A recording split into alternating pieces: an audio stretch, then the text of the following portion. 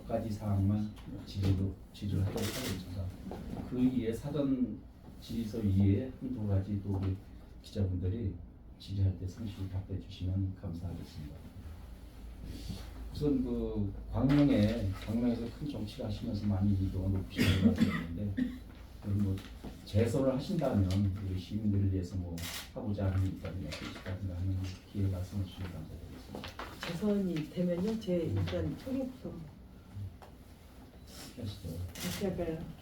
네, 안녕하세요. 강명갑 국회의원이자 이번 22대 총선 출마를 예정하고 있는 후보 이모경입니다. 지금 현재 더불어민주당 원내 대변인을 맡고 있고 전 당 대변인 그리고 운영위원회 그리고 당 원내 부대표를 역임했습니다. 여러분 반갑습니다. 재선이 되면 어떤 일을 추진하고 싶냐? 일단 현재 제가 우리 광명시에 산적한 사업들이 너무 많잖아요. 일단 첫 번째는 천지개벽 재건축이 일단 놓여 있고, 그다음에 2021년에 발표된 3기 신도시가 있고, 그렇기 때문에 이러한 작은 사업들 하나하나를 끝까지 마무리를 잘 해야 되는 거라고 생각을 합니다. 3기 신도시 같은 경우는 인재 지장물 조사 2월달에 딱 들어갔거든요. 그러면 그 빠른 보상 체계가 이루어질 수 있도록 제가 중간에서 그 역할을 좀 잘 해줘야 될 것 같고, 그리고 지금 재건축 뉴타운 23군데에서 지금 뉴타운도 이루어지고 있는데 이러한 재건축 사업들도 안전하게 잘 마무리될 수 있도록 좀 해야 된다고 좀 생각을 합니다. 답변에 감사하고요. 3기 신도시에 대해서 좀 질의 추후에 말씀드리고자 했는데 이렇게 답변해 주시니까 네, 감사드리는데 3기 신도시에 대해 더 추가적으로 지금 그 학원동이 이쪽으로 선거가 편입되어 있는데 상당히 이제 갈망하고 있는 부분들이 많아요. 거기에 대해서 한번 집중적으로 한번 생각하고 있는 부분이 있으면 한번 그 지역구 분들한테 한번 이렇게 말씀해 주시면 감사드리겠습니다. 3기 신도시가 처음 저희가 발표가 됐을 때 제가 가장 좀 부족한 점이 있다라고 생각했던 게 교통망이었어요.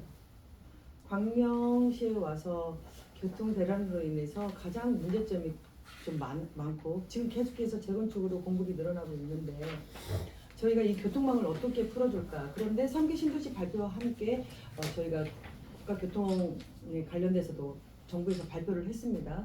그 GTX D 노선은 저희가 지금 국가교통망에 실어야 되는 거고, 그 다음에 광명 시흥선도 발표를 그 당시 같이 했는데 제가 지금 현재 3기 신도시하고 관련돼서는 일단 광명시에 제가 노선 하나를 지금 준비를 하고 있다라는 말씀을 그래서 제 공약으로라도 올려놓고 했는데 3기 신도시는 광명시의 메인 시티가 될 것 같아요. 지금까지 베드타운에서 잠만 자는 도시였다라면 이제는 저희가 인바운드로 인해서 자족 도시로 저희가 글로벌 문화 수도를 이끌어가는데 가장 핵심적인 역할을 할 저는 지역이라고 생각합니다.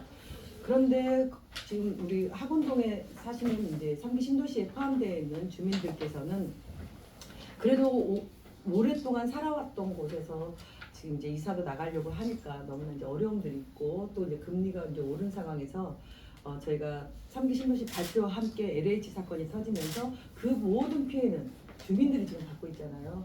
그래서 그 주민들에게 좀 빠른 보상 대책이 전 첫 번째로 좀 잘 이루어질 수 있도록 저도 지금 계속해서 함께 해왔지만 그래도 안정적인 보상 대책이 좀 잘 이루어졌으면 좋겠다. 그리고 좀 빠르게 저희가 원래는 2031년에 입주가 끝난다고 했었어요. 2029년부터 시작해서. 하지만 이 사업이 지금 2년 좀 딜레이가 되었으니 이 2년 딜레이 된 거에 있어서 진짜 거기 주민들에게 어떠한 보상 대책 그리고 어떤 절차로 인해서 좀 빠른 완공을 해줄까 좀 이런 게 제 개인적으로 되게 불안심인 거죠. 그래서 제가 할 수 있는 것은 국회에서 제가 지금 국회에 현재 첨단 전략 산업위원회에 들어가 있어요. 그렇기 때문에 제가 많은 부처장들을 같이 함께 지금 논의를 하고 있는데 좀 많은 역할을 통해서 3기 신도시가 빠르게 완성돼서 광명에 10년 뒤에는 50만 인구가 육박하는 그런 도시를 만드는데 핵심적인 역할을 제가 좀 해드리고 싶다라는 말씀. 그리고 잘하는 장점을 살려서 제가 주민들에게도 계속해서 행정적인 절차나 동향에 대해서도 현장에 계신 분들에게 좀 설명을 좀 해드리고 싶어요. 이 설명이 자꾸 분산이 되다 보니까 그 안에 계시는 분들의 혼란이 좀 많이 오더라고요. 그래서 그분들에게 좀 신뢰감이 좀 쌓일 수 있도록 저희가 그 움직임에 관련돼서 행정 절차에 관련돼서는 계속해서 조금 피드백을 좀 해드려서 그분들이 좀 안정적으로 이주를 잘 나갈 수 있도록 좀 하고 싶습니다. 성실히 답변해 주셔서 감사드리고요. 또 한 가지 또 요즘에 광명이 시화되고 있는 게 하당 부분은 지금 뭐 광명을 서울로라는 슬로건을 걸고 이렇게 하고 있습니다. 이 광명의 서울로 이런 말이 요즘에 많은 시민들에서 오가고 있는데 우리 후보님께서 생각하시는 불편을 한번 말씀해 주십니다. 광명이 서울 편입. 얼마 전에 김포가 서울 편입한다고 해서 논란이 엄청 크게 되었습니다. 저는 김포가 서울 편입이 먼저 나오는 게 아니라 광명시가 먼저 나와야 된다고 생각을 했어요. 왜 그러냐면 광명에서 서울로 이동 인구가 80%가 넘습니다. 광명이 가장 많아요. 그렇다면 가장 인접지역에서 우리 광명이 먼저 나와야 되는데 다른 지역에서 나왔다. 또 제가 이 부분에 있어서 불편한 점은 왜 총선을 놔두고 총선용으로 활용을 할까? 이 모든 우리 국민들, 시민들에게 재산권도 있습니다. 너무나 여러 다방면으로 지금 산적하게 놓여 있는데 왜 이 광명 서울 편입 총선용으로 나와서 우리 주민들에게 혼란을 줄까? 그래서 저는 이렇습니다. 주민들이 원한다라면, 광명시 주민들이 원한다라면 저는 주민투표를 통해서 절차에 의해서 저는 꼭 반드시 한번 절차는 밟아보고 싶다. 주민들이 원하는 건 해야 될 거 아닙니까? 하지만 우리가 각 서울로 편입을 함으로써 우리 광명시, 우리 주민들에게 어떠한 이익이 올까?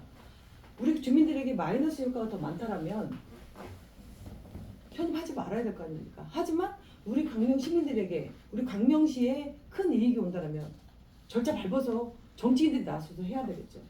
그러면 이제 첫 번째로는 주민들이 투표를 통해서 이루어지는 거기 때문에 이거는 저는 총선용이 아니라 총선 끝나고 본격적으로 주민들과 한번 저는 테이블 위로 끌어올려서 얘기 한번 해볼 필요는 있다.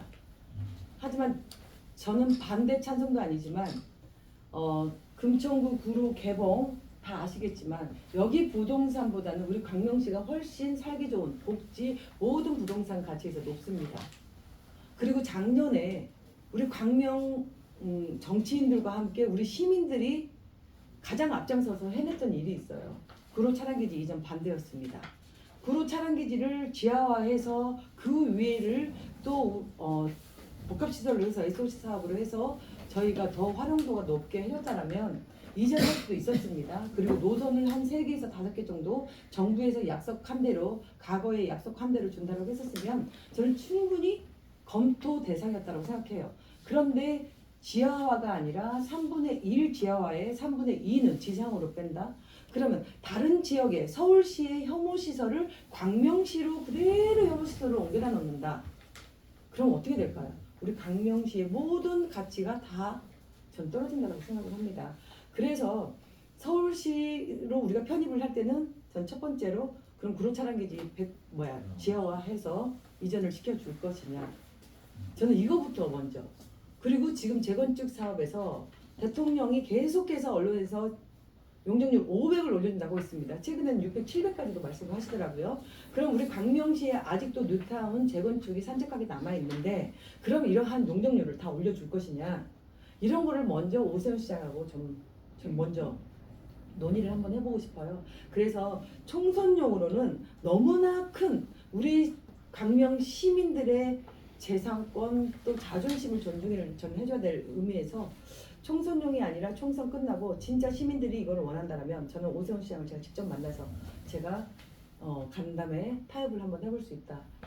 오세훈 시장은 제가 당은 민주당이지만 제가 외국 생활을 하고 서울시청 감독을 처음 섭외받은 분이 오세훈 시장이었습니다. 그 당시 오세훈 시장이 서울시청 여자 핸드볼팀을 창단해서 제가 외국 생활을 하다가 서울시청 팀에 제가 입단하게 되었었는데 그렇기 때문에 계속해서 유대관계를 잘 하고 있기 때문에 얼마든지 광명이 서울로 편입되는 것에 있어서는 제가 이 부분에 있어서도 적임자지 않을까. 앞에 나서서 제가 이걸 풀어나가는 것도 그렇게 말씀 한번 드릴 수 있습니다.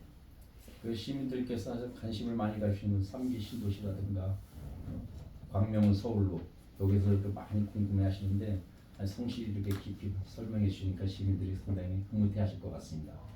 이 편입에 있어서 말씀이 또 나왔으니까 교량 문제가 하나 있는 거죠. 교통. 왜 우리가 구인력에 있는 출입구 하나도 신설 못하고 있냐. 서울로 편입되면 그러면 저희가 구인력 출입구가 강명시에 바로 생길 수 있을까요? 사람들은 우리가 서울시로 편입이 되면 오세훈 시장이 허락하면 바로 되는 걸로 알고 있어요. 절대 그렇지 않습니다. 모든 부분은 일단 우리가 구인력 출입구를 아직까지도 어떤 정치인들도 그 출입구 신설을 아직까지 하지 못한 것은 타당성 조사에서 저희가 BC가 나오지 않았기 때문에 그렇습니다. 이 BC가 나오지 않으면 1.0까지 BC가 나오지 않으면 그 다음 행정 절차는 밟을 수가 없어요. 그런데 우리가 편입하면 바로 나올 수 있냐? 타당성 조사 예비 BC도 나오지 않는 구인력 출입구를 오세훈 시장이라고 해서 할 수 있느냐? 절대 그렇지 않습니다. 그래서 서울로 편입된다 그래서 교량 하나가 그냥 간단하게 생기고 출입구가 하나가 신설이 되고 그런 건 절대 아니라는 말씀을 다시 한번 드립니다. 그러니까 말씀을 힘 있게 에너지 넘치게 잘 해주시는데요. 한번 그 말씀 밑에 한번 어떤 정치 철학이 있어서 그런 에너지가 넘치시는지 그런 철학관을 한번 말씀해 주시면 이게 감사드리겠습니다. 갑자기 철학이라고 말씀하시니까 눈물 나려고 합니다. 솔직하게 말씀드릴게요. 한 번도 힘들다는 표현도 못하고 일을 하는데 너무 힘들죠. 이 열정을 가지고 하는 게 쉽지만 않고 많이 힘들어요. 저도 사람으로서 힘들지 않을 수는 없는데 저는 5년 전, 이제 5년 전이 되어버렸네요. 횟수로. 4년 전에 광명에 2020년 제가 2월 29일 날 처음 광명에 발을 디뎠고 3월 7일 날 제가 지금 계약서를 쓰고 3월 9일부터 제가 본격적으로 활동을 하면서 시민들의 마음을 읽었기 때문에 광명시에 왔을 때 너무나 죄송한 마음이었었죠. 이거는 이제 인간적인 좀 말씀을 드려야 될 것 같아요. 이모경이라는 이름 석자는 우리 대한민국 국민에게 스포츠 스타로 알려져 있지 정치인으로 알려있지 않습니다. 그런데 강명 시민분들은 갑자기 이모경이라는 사람이 강명으로 국회의원 후보로 나온다고 하니까 얼마나 놀랐겠습니까? 무슨 스포츠인이 정치를 해. 제가 먼저 강명 시민의 마음을 읽고 있었어요. 그런데 저는 그 당시 너무나 시민들에게 죄송했고 그래서 저는 비례대표인 줄 알고 지역은 안 나가려고 했었는데 민주당에서 저에게 한 말이 있습니다. 위대한 역사가 있는 민주당이 사람 검증 하나 없이 지역으로 내보내진 않습니다.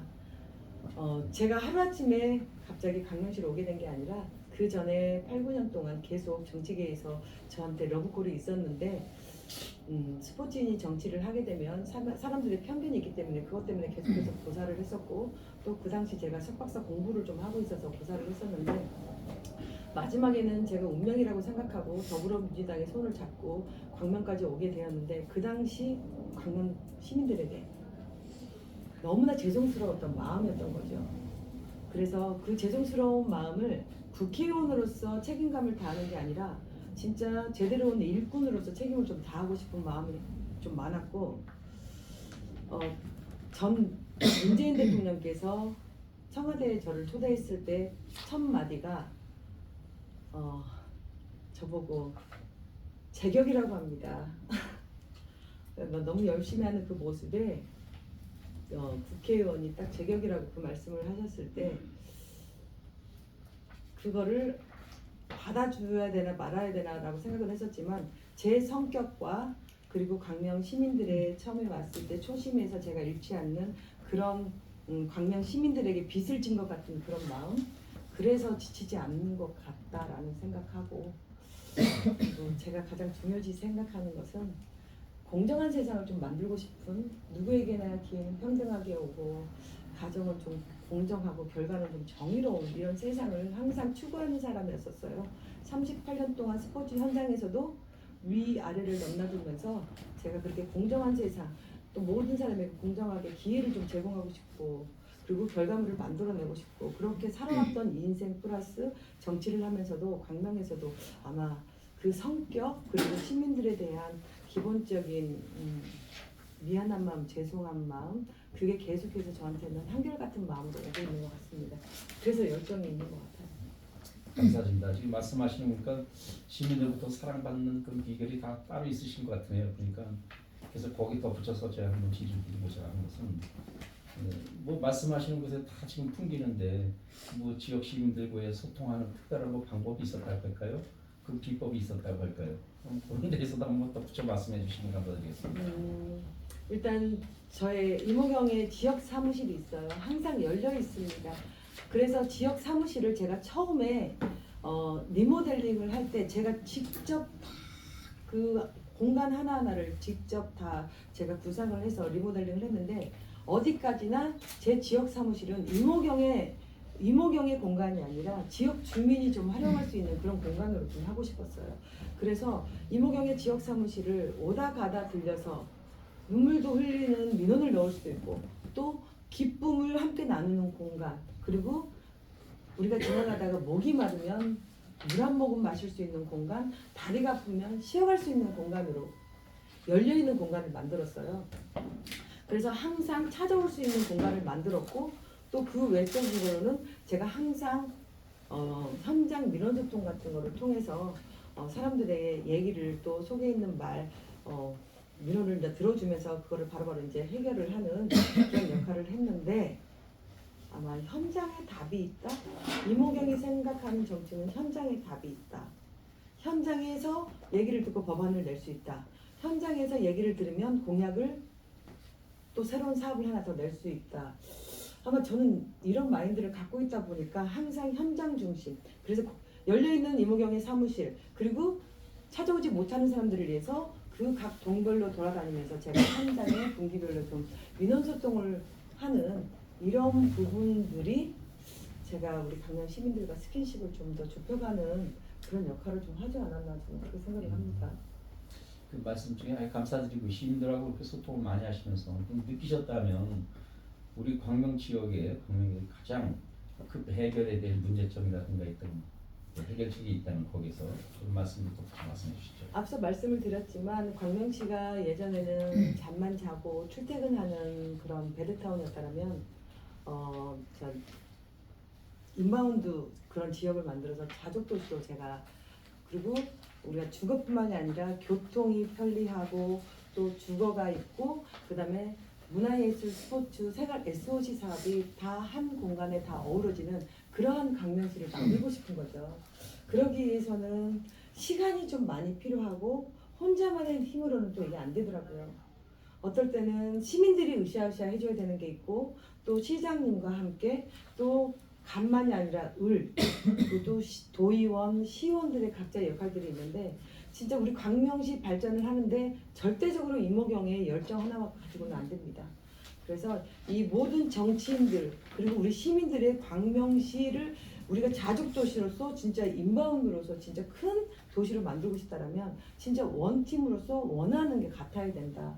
그래서 제가 지금 생각하는 것은 교통 부분에 있어서 철도 그리고 도로 지금 이제 교량 같은 것도 한 2개 지금 계속해서 노력하고 있다라는 말씀을 드리고 또 하나는 스포츠하고 관련된 이제 삶의 질이 높아지면서 생활체육 인구가 65%를 넘고 있고 우리 또 장애인들의 그 생활체육 참여가 32~33%를 넘고 있더라고요. 그렇다면 시설이 너무나 많이 부족하고 또 우리가 문화예술을 한번 즐기려면 서울로 다 나가야 되잖아요. 그래서 지금 저희가 경륜장에 있는 경륜장을 제가 동으로 해서 좀 거기서 콘서트 뮤지컬을 좀 더 개최할 수 있도록 하고 3기 신도시에는 유일하게 31개 시군구에서 종합운동장이 2군데가 없대요. 그 안에 광명시가 들어가요. 다 2군데, 3군데가 없다고 하는데 광명시가 없대요.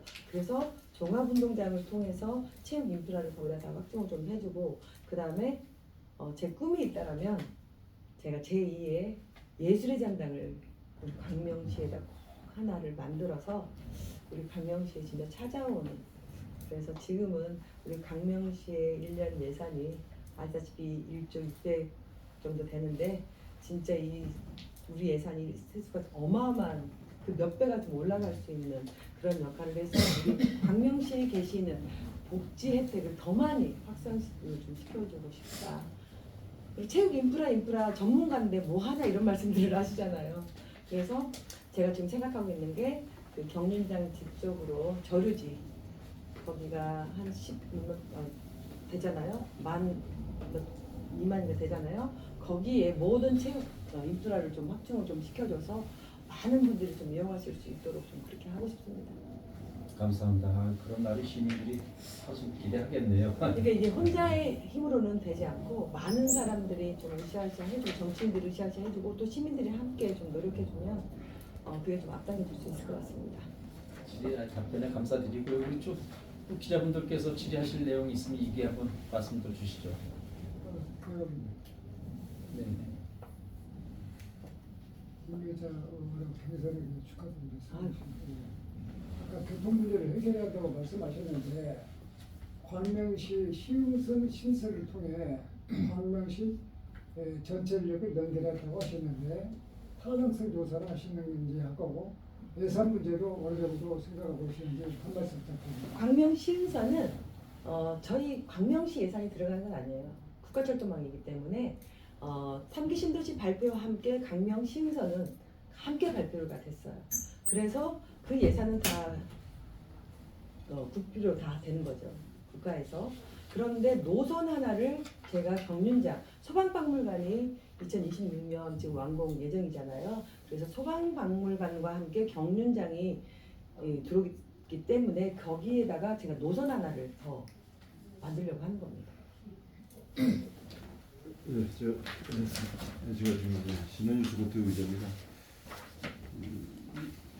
근래 이제 뭐 질문지에는 없는 질문인데 근래에 여러 가지 이제 그 여당 쪽에서 이종석 구주대사 문제라든가 또 황수석의 여러 가지 핵칼 문제 뭐 이런 것 때문에 사실 그 지지율이 조금 떨어진 그런 경향을 수도권에서 보여서 이제 민주당 쪽에서는 이제 그걸 갖고 상당히 이제 부재로 생각해서 정권 심판 또 탄핵 뭐 조기 종식 뭐 이런 얘기까지 이제 나오고 있잖아요. 그러면 이제 한편에서는 상당히 이제 민주당 쪽이나 조국신당 이런 쪽에서 상당히 좀 너무 성급한 뭐 오만한다 뭐 이런 어떤 얘기들도 하고 있는데 현재 선거 어떤 판세에 대한 어떤 내용을 현재 어떻게 보고 계시는지 좀 묻고 싶습니다.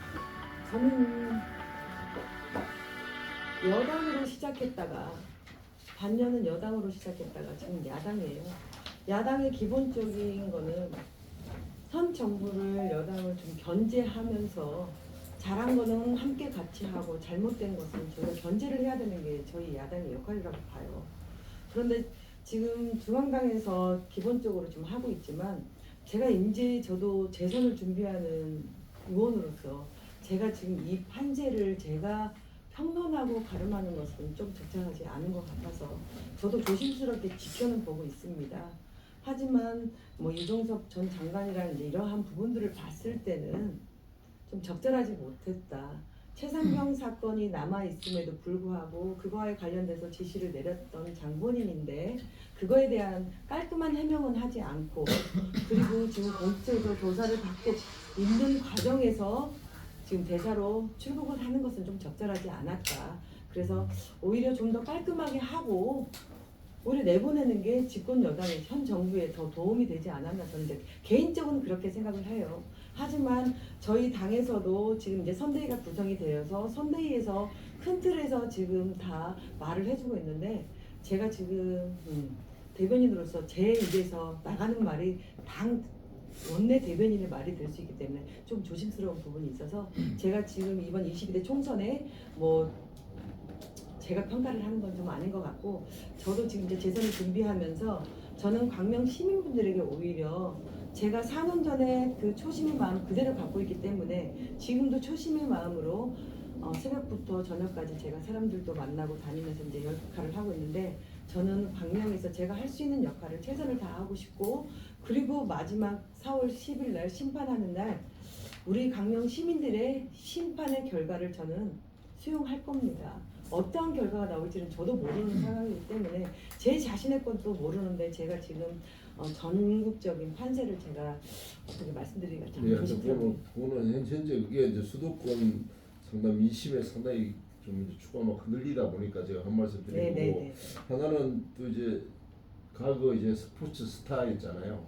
스포츠 스타가 아까도 말씀하셨지만 정치인으로 사실 롱런한다는 게 상당히 어렵잖아요. 현재 우리나라의 문화계든 스포츠계에 지금 주요 이력을 가졌던 사람이 사실 정치에는 많이 들어왔다가 거의 사실 실패를 한 그런 사례들이 상당히 많은데 임 의원이 이제 예를 들어 이선에 재선이 된다면 상당히 어떤 그런 부분에서 상당히 어떤 좀 성과가 있지 않을까 저는 그렇게 생각을 하거든요. 그래서 그런 면에서 상당히 나름대로 어떤 그런 스포츠인에서 정치인으로 탈바꿈한 거에 대해서 본인이 어떻게 해야만 정치인으로 성공할 것인가.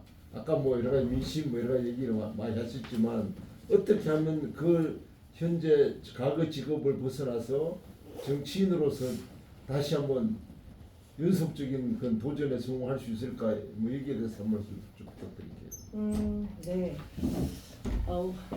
저는 일단 스포츠를 통해서 제가 이남육녀 5번째 딸이거든요. 부모님이 항상 하시는 말, 콩 한 쪽도 나눠 먹어야 된다. 그래서 어릴 적에 빨간 다래에다 항상 과일을 사오시면 팔남매를 그 앞에다 앉혀놓고 딸기를 사오더라도 똑같이 그 자리에서 먹게 했고 포도를 사오셔도 똑같이 8명이 앉아서 먹게 하시더라고요. 그래서 우리는 함께 나눠 먹는 법을 어릴 적부터 배웠었고 제가 우연치 않게 또 팀 스포츠를 했어요.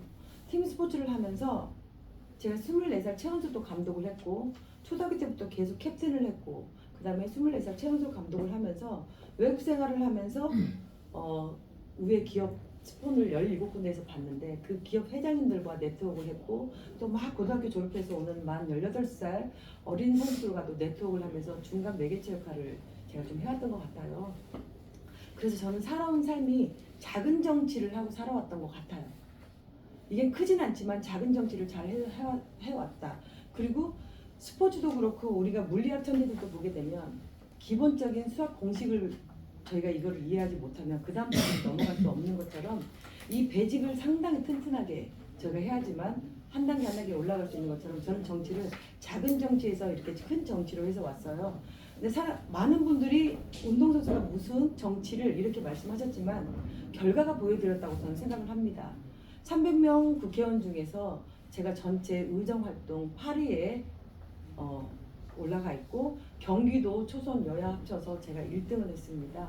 이거는 자랑을 하고 싶어서 그런 게 아니라 우리가 그 생각하는 편견을 조금만 버리면 이 사람도 이런 모습이 있구나. 또 이렇게 열심히 하는구나. 또 열심히 하면 되는구나. 왜 살림만 했던 사람은 살림만 해야 되는 그런 의무는 없잖아요. 저희가. 그런 것처럼 사람들이 항상 그 사람의 한 가지만 보기 때문에 다른 모습을 볼 줄 모르는 것 같아요. 그래서 저는 어디를 가든 항상 어떤 사람을 만날 때 그런 편견을 갖지 않는 성격 중에 하나입니다. 그렇게 해서 제가 의정활동을 일단 첫 번째는 제 성격이었고 두 번째는 광명 시민들에게 이모경이 어떤 사람이고 또 시민들을 위해서 얼마나 열심히 하는지를 꼭 보여드리고 싶었었어요.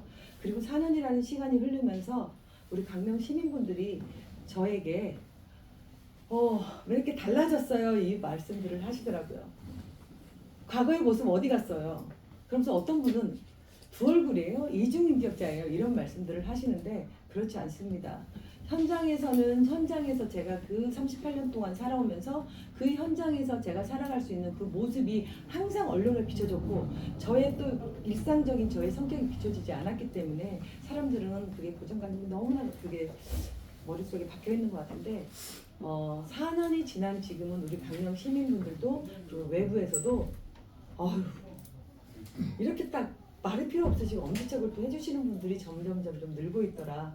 그래서 과거에는 움직일 때마다 에너지가 넘쳐서 운동선수인 줄 알았는데 또 언론에서 대변인으로서도 언론에도 많이 나오고 또 사업들 광명시에 가져오는 사업들을 해결하는 능력을 보고 뭘 시켜도 좀 잘하시는 분이었다라고 이렇게 말씀해 주시는 분들이 있더라고요. 하지만 이런 말씀을 듣고 자만하지는 않고 저는 겸손한 자세로 할 것이고 재선 의원이 된다라면 홍익표 원내대표님께서 이런 말씀을 하시더라고요. 초선 의원들은 간사하지 않대요. 재선 의원이 되게 되면 간사해진대요. 그 뜻이 무엇이냐면 지금까지는 제가 문체위 상임위에서 제가 의원으로 활동을 했다라면 재선 의원이 되게 되면 간사를 할 수가 있습니다.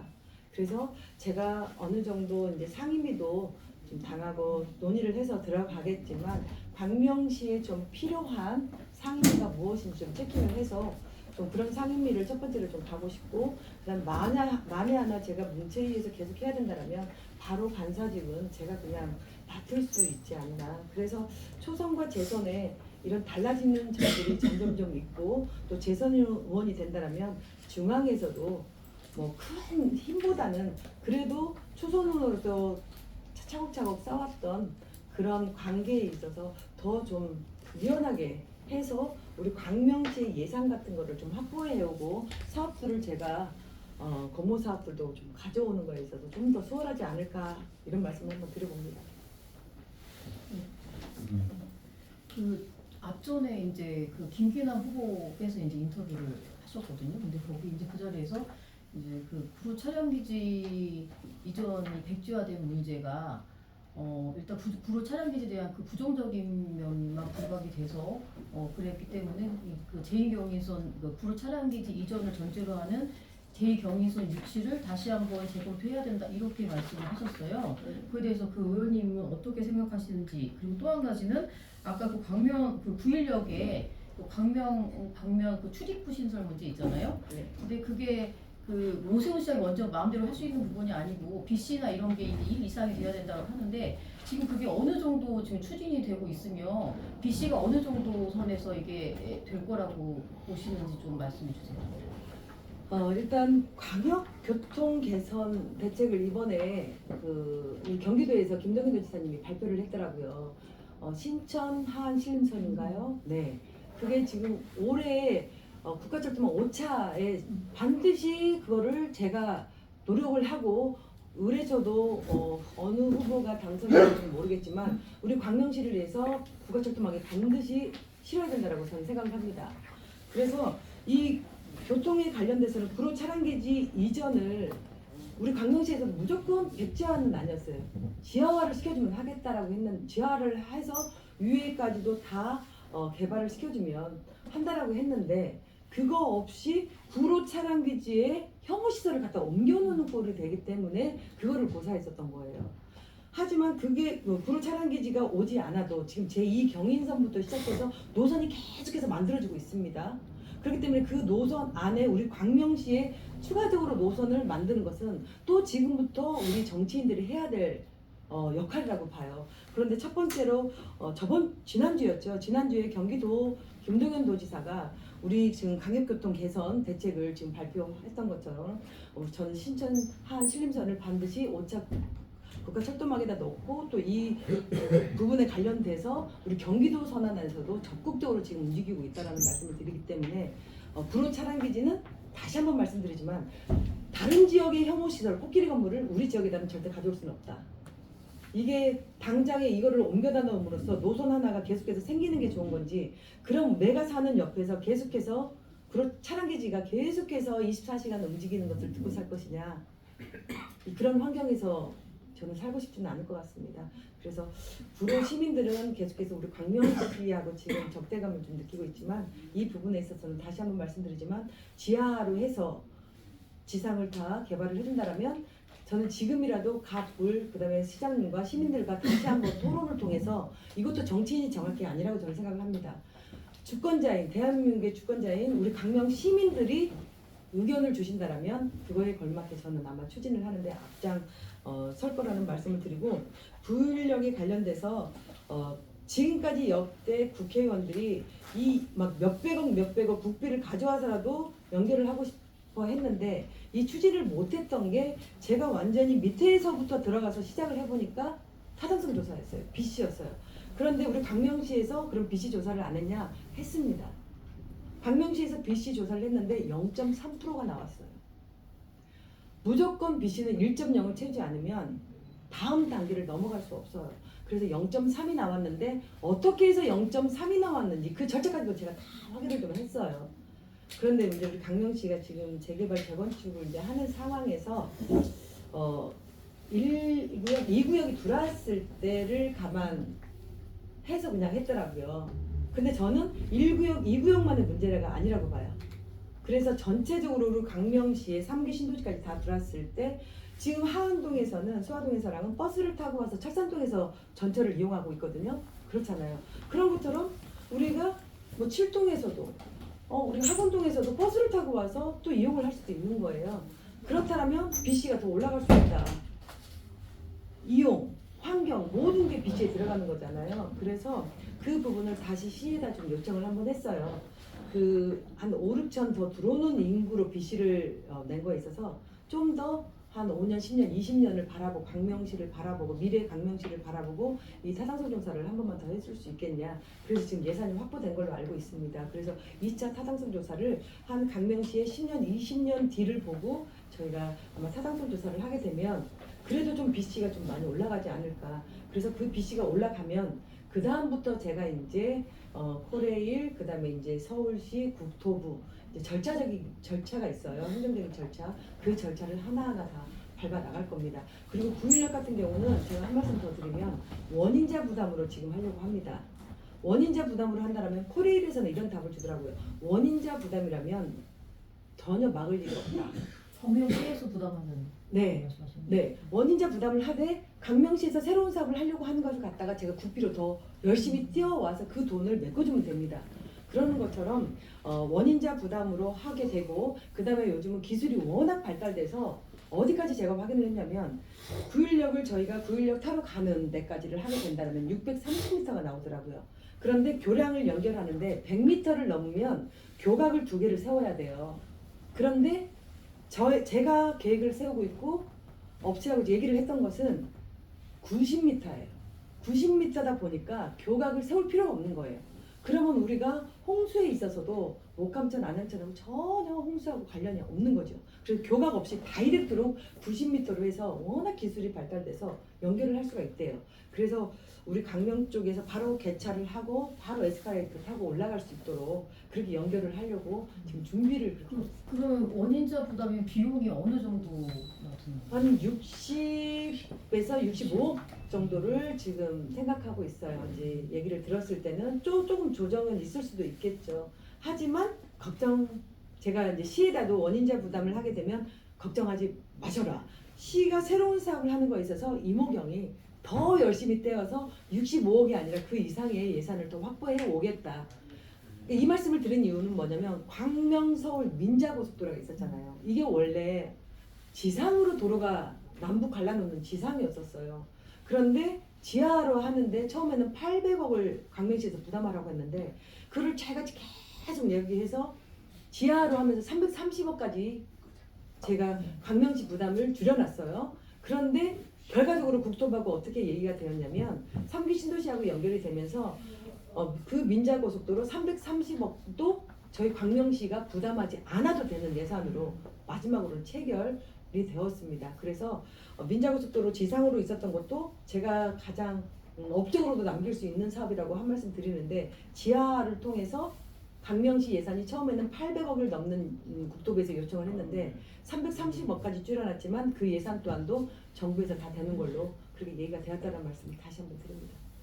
말씀을 이렇게 성실히 잘 해주시는데 시간 관계상 또 질의사항이 많을 것 같은데 이 정도 하시죠. 그리고 하여간 저희 광명시 기자협회 공동 인터뷰에 응해주셔서 감사하고요. 끝으로 한번 맛있는 말씀, 좋은 말씀 시민들에게 하실 말씀 있는 걸로 말씀해 주시죠. 일단 오늘 첫 번째 우리 기자협회에서 광명시 또 기자협회에서 우리 광명시 발전과 우리 광명 시민들을 위해서 또 이렇게 22대 총선에 출마하는 후보들 한 분 한 분을 모시고 또 이렇게 많은 자기의 생각들을 얘기할 수 있게 이 자리를 마련해 주신 거에 있어서 다시 한번 고개 숙여 감사하다는 말씀을 먼저 드립니다. 이모경은 다른 거 없습니다. 그 22대 총선에서도 초심 잃지 않고 배지를 다는 거를 목표로 하는 게 아니라 일꾼으로서 인정받고 광명에서 조금이나마 필요한 저는 인재로 남고 싶습니다. 정치가로, 정치꾼이 아니라 정치가로 남고 싶습니다. 우리 시민들의 판단이 상당히 중요한 것 같아요. 이모경을 정치꾼으로 보지 마시고 정치인, 정치가 사람 이모경으로 보시고 일꾼이 필요하다면 저 이모경을 선택해 주십시오. 이렇게 하면 안 되는 건가요? 네, 감사합니다. 선택해달라는 말을 하면 안 되는 건가요? 해도 괜찮은 거예요? 인터뷰니까 상관이 없는 거고 안 되나요? 좋습니다. 아.